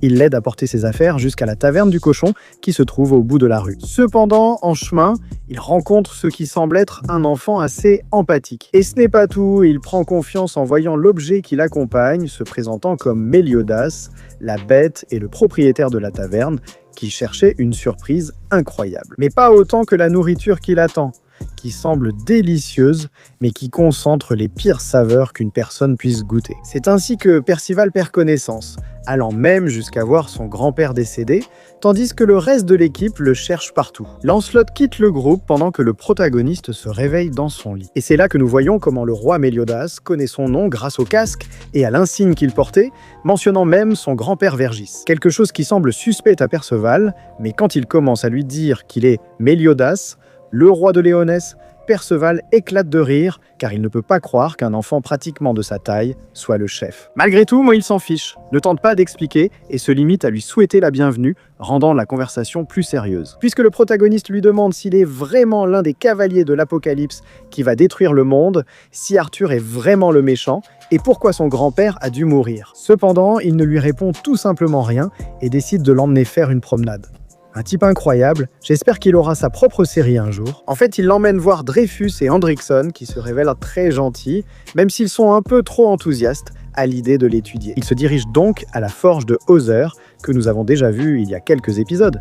Mais surtout, on voit l'équilibre qui règne dans la ville, avec toutes les races vivant en harmonie. Même ici, les géants servent un peu d'Uber, donc ça se termine avec un très beau panorama de la ville.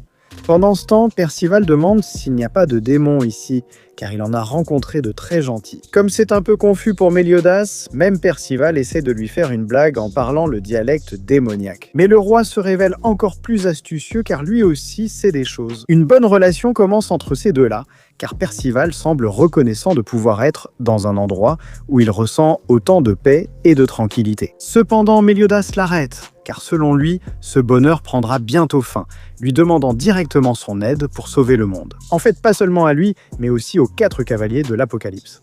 Cependant, l'enfant lui conseille de ne pas trop se fier à lui-même, car sans son équipe, il n'aurait même pas atteint la ville. De plus, la prophétie dit qu'ils seront les destructeurs du monde, pas les sauveurs. Cependant, Méliodas dit qu'on ne leur a pas raconté la partie la plus importante de l'histoire, mais ils sont interrompus ici par quelques problèmes qui surviennent à Méliodas, et il doit s'en aller. Cependant, Perceval avait déjà disparu, poursuivant une sorte d'objet magique qui apparaissent dans le ciel et qui le conduisent à percuter cette fille aux cheveux roses appelée Isolde. Cependant, en touchant une zone qu'il n'aurait pas dû, La fille qu'il a gardé pour quelqu'un de spécial décide de le punir pour ce péché si grave. Pendant ce temps, plus loin, les camarades de la fille voient qu'il poursuivent le garçon, et en voyant qu'il porte l'objet qui était en sa possession, les chevaliers d'Arthur le prennent pour un complice, voire un ennemi, et décident de l'arrêter. Surtout ce type qui semble avoir beaucoup de colère contre ses chevaliers, alors il se présente en simplement. Et avant que Perceval puisse se défendre, le plus grand utilise sa capacité qui affaiblit sa respiration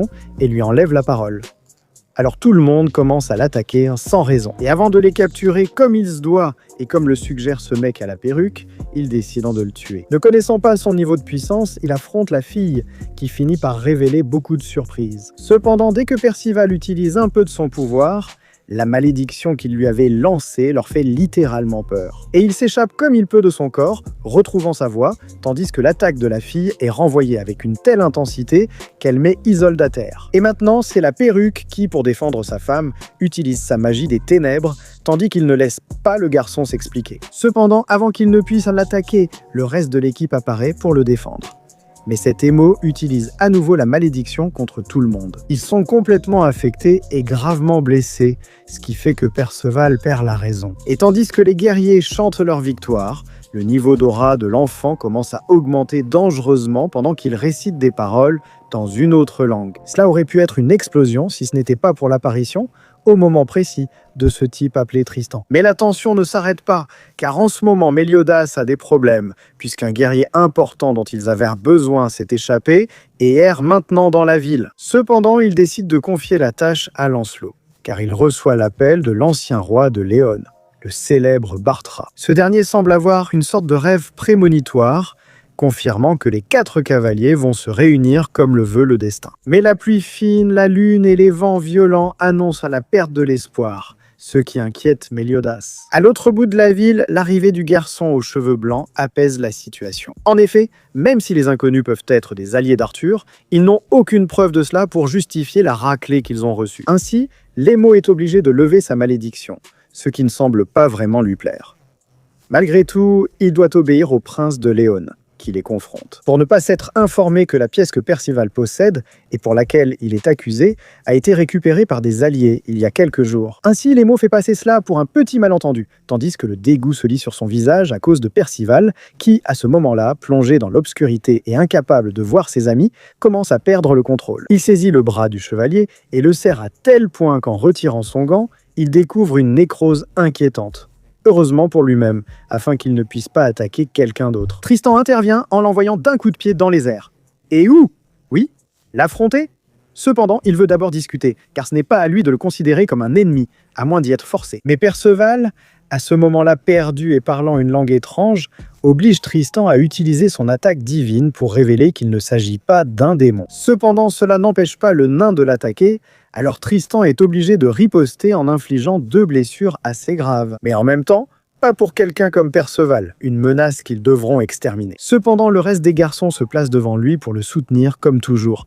Et même si c'est dangereux, ils s'approchent pour l'enlacer, lui montrant qu'ils sont là pour lui, ce qui équilibre ses niveaux de pouvoir. Et c'est là que Denis avoue enfin que cet enfant qu'ils attaquent est l'un des cavaliers de l'Apocalypse. Alors, rapidement, l'autre garde retire la malédiction, mais Kion garde toujours son air dégoûté. En réalité, Perceval pleure de joie en retrouvant ses amis, mais ceux-ci ne restent pas debout longtemps à cause de la gravité de leurs blessures. Il est important de noter que la guérison magique de Perceval ne fonctionne pas si son équipe n'est pas en sécurité. Alors Tristan, utilisant sa divinité, les guérit en un instant, un pouvoir qui enthousiasme beaucoup le protagoniste, comme tout le reste en fait. Cependant, il doit aussi s'occuper du bras de Kian, pour lequel, curieusement, sa magie ne fonctionne pas, donc il doit s'agir d'une maladie ou d'une malédiction. Ce qui pousse Lémo à adopter une attitude trop prétentieuse, arrogante, réclamant une punition qu'il a lui-même provoquée. Malgré tout, Perceval garde son calme, prend son bras et parvient cette fois à le guérir grâce à son pouvoir. Ce qui devrait suffire à Lémo pour s'excuser d'avoir failli tuer des enfants innocents, mais il minimise ce qui s'est passé en le présentant comme un simple malentendu. Des excuses qui ne suffisent pas à Tristan, mais pour éviter d'autres problèmes, il laisse en passer. Mais ce qui est important, c'est que Kion savait quels alliés avaient récupéré le morceau du cercueil, se faisant passer pour une victime en disant qu'ils étaient déjà poursuivis par Isolde depuis le début. Et il n'a attaqué que comme il le devait, ce qui n'est pas convaincant pour tout le monde, surtout pour Aang. Malgré tout, la situation se calme, car Isolde avoue qu'elle poursuivait le nain parce qu'il lui a pris sa virginité, qu'elle avait réservée exclusivement pour Tristan. Et maintenant, elle n'est plus digne du chevalier humour japonais. En tout cas, on arrive aux présentations où l'on a la grande révélation que Tristan n'est pas seulement le prince du royaume, mais aussi l'un des cavaliers de l'Apocalypse. Il est justement en train de réunir ses 3 autres compagnons. En fait, il n'en manque plus qu'un. C'est quelque chose qui trouble les protagonistes, qui apprennent la grande nouvelle que Lancelot, qui était avec eux tout ce temps, était aussi l'un des cavaliers. En fait, il apparaît, comme toujours, à des moments aléatoires pour prévenir tout le monde que le 4e cavalier que Tristan avait déjà préparé s'est échappé. Et il se trouve quelque part dans la ville. Donc ils se divisent en équipes pour chercher le dernier allié dont ils n'ont que 2 détails. Et c'est qu'il porte une armure étincelante entourée d'or et que son nom est Gauvin. Cependant, avant de partir, Lancelot, qui lit dans l'esprit du prince, lui dit de ne négliger aucun détail. Et il se trouve que ce cavalier est un parent du propre Arthur, ce qui finit par être contradictoire pour tout le monde, mais il n'y a pas le temps d'en discuter. Et nos protagonistes se dépêchent de chercher dans toute la ville, où il est évident que la cible ne porterait pas une armure voyante s'il voulait se cacher. Mais ici, ils discutent un peu. Et en fait, Perceval reconnaît que même si son nouveau compagnon est un parent d'Arthur, ce n'est pas une raison de le détester, il doit simplement vaincre son partenaire. Et en fait, ils parlent aussi de ce qui s'est passé avec la perte de contrôle de Perceval. Il rappelle au petit qu'il a failli perdre ses amis et qu'il est très reconnaissant qu'il l'ait sauvé de ce qui lui est arrivé. C'est quelque chose qui, à sa manière, touche tout le monde, surtout celui qui en fait trop. Natienne s'est ému, il essaie d'exprimer ses sentiments pour Perceval, mais il ne finit par rien dire. C'est quelque chose qu'on commence déjà à deviner et que les lecteurs du manga savent très bien. Le fait est que c'est réel, ils se font de bons alliés dans la ville. Mais Anne prévient qu'ils doivent-ils se méfier de Kian qui a menti tout le temps et il est évident qu'il cache quelque chose. Ces enfants veulent juste accomplir leur mission et ne peuvent pas perdre contre l'équipe de Tristan. Pendant tout cela, une fois de plus, le vieux Bartra prophétise l'union des 4 cavaliers de l'Apocalypse, mais aussi la perte d'espoir qu'ils vont subir. Tout ce dialogue avec cette fille mystérieuse en arrière-plan, que nous verrons dans un instant. Alors que Lancelot observe le paysage à la recherche de son objectif, il est surpris par cette fille. Non seulement elle lui est familière, mais elle semble aussi bien le connaître. Mais quand il demande qui elle est, elle lui saute dessus en disant être son amoureuse, alors qu'elle n'a pas plus de 10 ans, encore avec du caca jaune. Malgré tout, c'est une fille très maligne, alors il préfère se montrer comme le plus fort, mais cette petite le connaît trop bien, jusque dans des détails très privés. Malgré tout, sa servante apparaît pour l'emmener, et elle ne lui laisse qu'une information. Il trouvera bientôt la personne qu'il cherche. C'est précisément la mission des chevaliers de Tristan. Mais Kion ne surpasse pas Percival et continue de dire que lui et Lancelot ne sont que des paysans qui ne méritent pas d'être parmi l'élite. Seulement à cause d'une prophétie, et malgré cela, Tristan continue de les reconnaître comme de grands et puissants guerriers. Mais ici, seuls les mots remarquent que le chevalier qu'il cherche est proche. Alors il s'éloigne des autres en silence, profitant du fait que les autres sont avec le chevalier. Péliot qui, pour l'anecdote, est un enfant qui apparaît dans la première saison de Nanatsu en jouant à être un demi-dieu. Le fait est qu'à ce moment-là, les protagonistes sont perdus en voyant la variété d'armures qu'il y a dans la ville. Et aucune ne correspond, du moins jusqu'à ce que tous sentent une présence meurtrière entrer dans la ville. Quelque chose dont même Lancelot se rend compte. Mais avec tant de choses qui se passent et des gens étranges, il se cache comme un renard, Péliot étant le premier à trouver la source de cette étrange énergie. Et il semble qu'il ne s'agisse que d'un ivrogne qui paraît assez normal. Malgré tout, il l'interroge. Celui-ci devient un peu agressif, déclenchant un combat où le chevalier se retrouve à égalité, car c'est un combat à main nue. Mais il s'avère que l'ivrogne a un corps assez particulier, apparemment fait de feu. Pendant ce temps, nous retrouvons Kion, qui parvient à rattraper le chevalier. Sans lui laisser le temps de parler ou de s'expliquer, il le maudit et le capture aussitôt, révélant sa jalousie envers le choix des 4 cavaliers pour la prophétie. Et que s'il parvient à en vaincre un, il serait un bien meilleur candidat. Situation tendue où Tristan intervient, soupçonnant déjà ce genre de choses, sans vouloir confirmer qu'un de ses guerriers avait ce comportement anormal. Alors ils lui font retirer les malédictions pour ensuite recevoir sa punition, mais l'important est de soigner le cavalier, ce qui arrive. Évidemment, c'était une autre personne qui a trouvé l'armure abandonnée, donc Gauvin est toujours en liberté quelque part. Cependant, nous revenons au ivrogne, qui s'est avéré être un guerrier puissant, même assez menaçant, du moins jusqu'à ce que Perceval arrive sur les lieux. Ce qui le rend très enthousiaste de le voir, car ils ont un duel en suspens. Et même si personne ne comprend ce qu'il dit, on nous révèle qu'il s'agissait en réalité du vieux Pelgar sans armure, qui a suivi tout le chemin le cavalier de l'Apocalypse. Tout le monde est surpris, car personne n'imaginait que cet enfant serait le héros de la prophétie.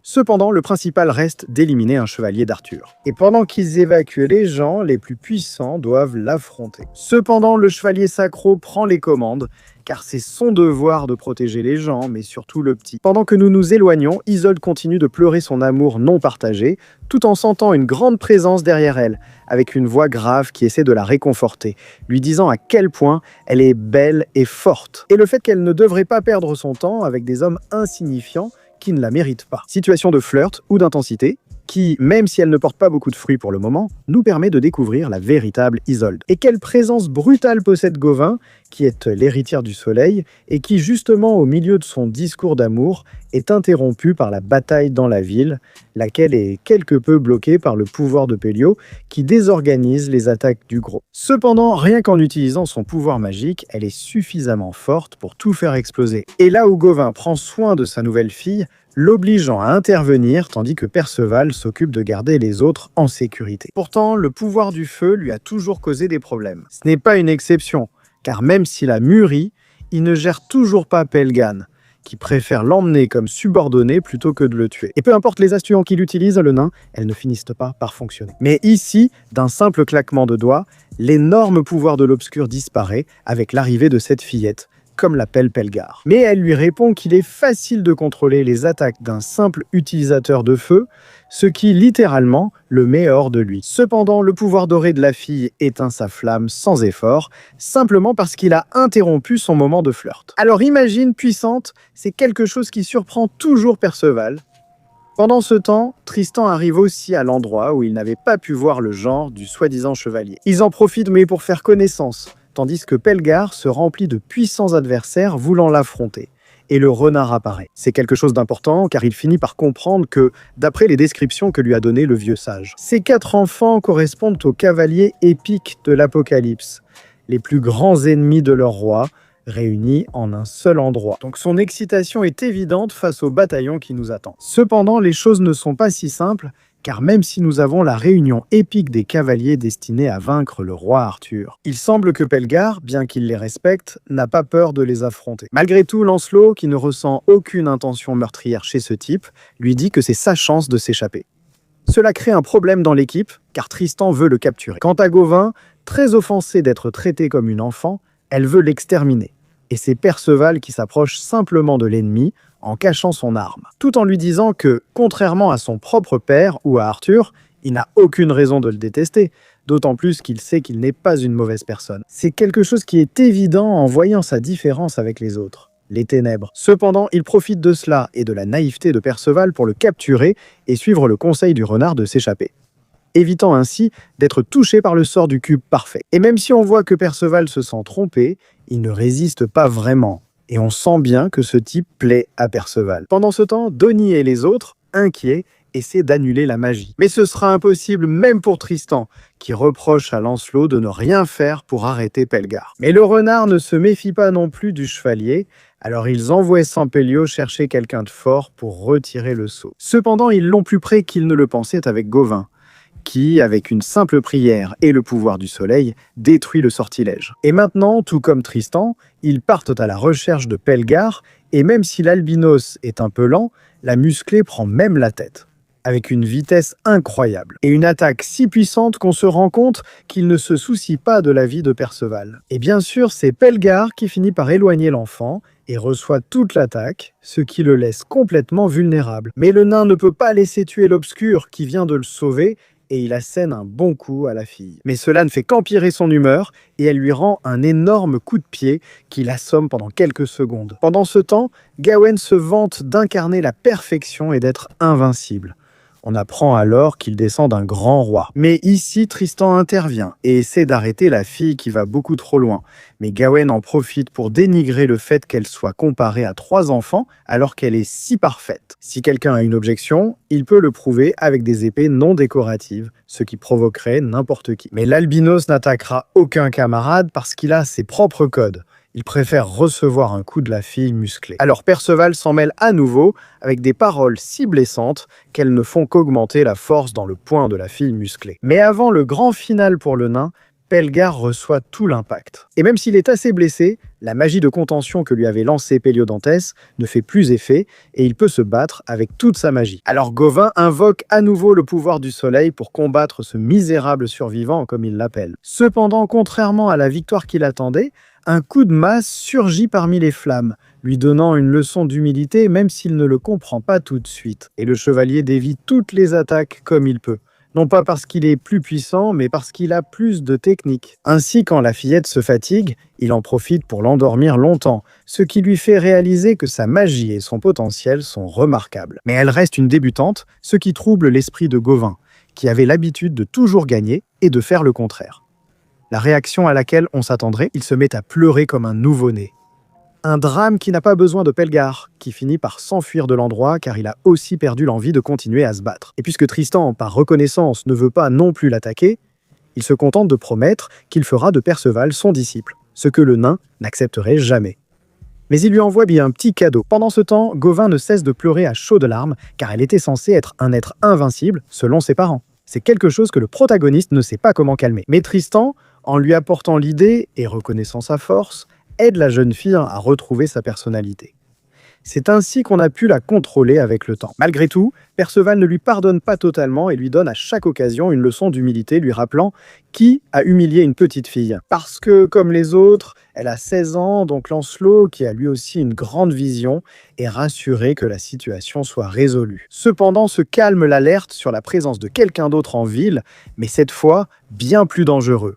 En effet, nous avons ces deux personnes encapuchonnées. Mais avant de répondre aux questions, ils semblent parler de façon étrange entre eux, comme s'ils suivaient des ordres. Alors, l'un d'eux disparaît des lieux, tandis que son compagnon décide soudainement de se battre, révélant une silhouette que nous connaissons très bien. Mais ce à quoi nous ne nous attendions pas, c'est qu'à travers la magie noire du purgatoire, il parvient à invoquer l'un des redoutables commandements. Ou enfin deux, puisque l'invocatrice est Mélascula, la foi. Un duo doté d'un grand pouvoir, puisque Galan détruit le premier chevalier, qui est en train d'envoyer un message de terreur à tous ceux qui les ont affrontés il y a des années. Et c'est déroutant que cela se produise, surtout pour Méliodas, nous offrant un petit résumé de la guerre sainte qui a eu lieu il y a 16 ans, où les 7 péchés ont vaincu les 10 commandements. Après une saison difficile qui a tout de même causé de grands dégâts à Camelot et acculé ses guerriers les plus puissants. Nous avons donc à nouveau 2 de ces créatures grâce au roi Arthur, et elles sont remplies de haine. C'est ce que l'on voit lorsque les chevaliers de Lyons tentent d'attaquer. Mais Galan ne se contente pas de couper le village en 2 d'un seul coup, il commet aussi un massacre en un instant. Cependant, il semble ignorer la raison pour laquelle ils sont de retour dans ce monde. En tout cas, pendant que tout cela se passe, Méliodas est déjà au courant de la situation et décide d'organiser ses actions de manière plus stratégique. Car, comme le dit Gilles, il est très probable que ces types ne soient qu'une distraction pour quelque chose de bien plus complexe. Il en arrive à la conclusion que la chose la plus précieuse qu'il possède en ce moment est la clairvoyance de Bartra. Il doit la protéger, mais si Méliodas part, qui protégera le peuple ? Sinon, ce sont les péchés capitaux. La solution est plus qu'évidente, car les cavaliers ressentent la puissance. Et même s'ils ont peur, ils savent qu'ils doivent affronter ce danger monstrueux.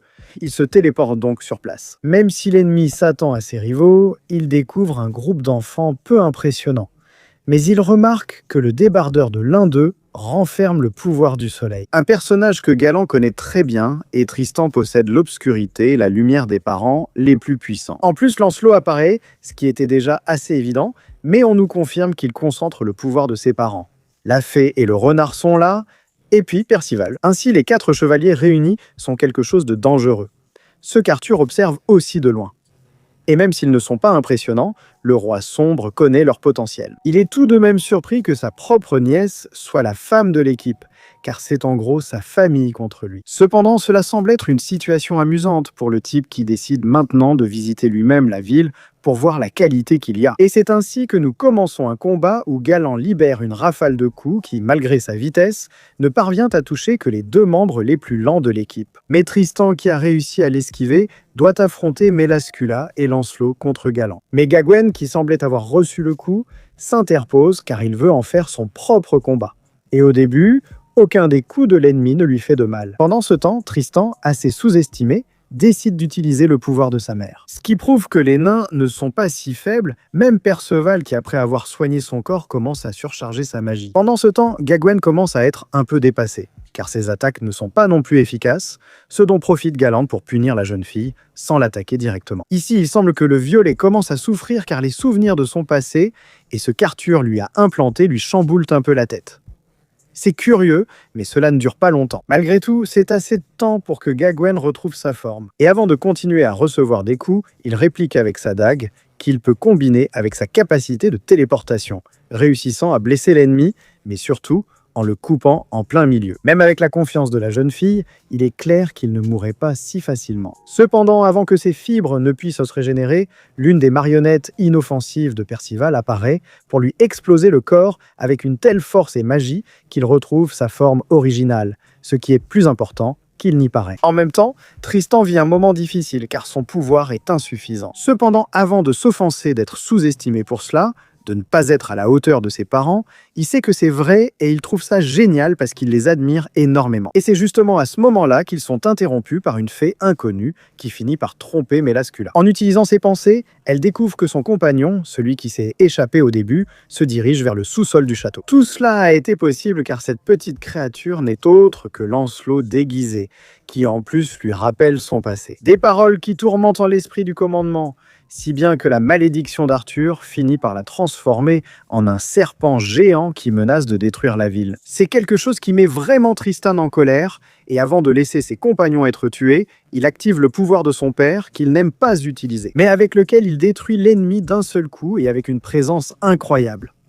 Ainsi, les deux commandements retournent à leur totem d'origine. Le renard doit vite rejoindre le château, car l'ennemi réel, plus dangereux que tout ce qu'ils ont affronté, approche, nous laissant dans le suspense. Mais c'est ainsi que se termine le chapitre 21 de cet anime, qui, dans l'ensemble, me plaît énormément, même avec la baisse de qualité de l'animation. J'espère que vous l'appréciez aussi, ces épisodes. Espérons qu'il arrive vite sur les plateformes officielles. À bientôt pour le prochain épisode. Cette superbe série, 400 commentaires pour les nouveaux épisodes. Et comme l'a dit mon père, je les abandonne.